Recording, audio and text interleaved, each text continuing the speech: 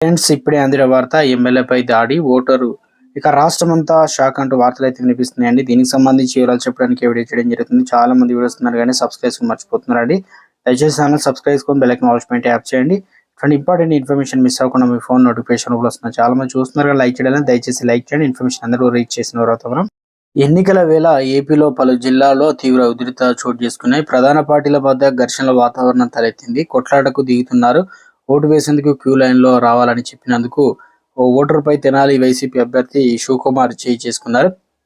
ఈ ఘటన పల్నాడు జిల్లా తెనాలిలో చోటు చేసుకుంది. ఓటు వేసేందుకు క్యూ లైన్లో కాకుండా శివకుమార్ నేరుగా వెళ్తుండటంపై ఓటర్ అభ్యంతరం తెలిపాడు. దీంతో ఆగ్రహించినటువంటి శివకుమార్ అతడిపై దాడి చేశాడు. సహనం కోల్పోయినటువంటి ఓటర్ కూడా అతడిపై చెంప చెల్లుమనిపించాడు. ఈ క్రమంలో ఘర్షణ చోటు చేసుకుంది. శివకుమార్ అనుచరులు ఓటర్పై విచక్షణ రహితంగా దాడి చేశారు. కాగా ఓటర్పై ఎమ్మెల్యే శివకుమార్ దాడి చేసినటువంటి ఘటన ఎలక్షన్ కమిషన్ పోలీసులు స్పందించారు. ఈ ఘటనపై పూర్తి వివరాలు సేకరించి తగిన చర్యలు తీసుకుంటామని పేర్కొన్నారు. ఇక ఈ దాడిపై పోలీసులు కేసు నమోదు చేసుకున్నారు.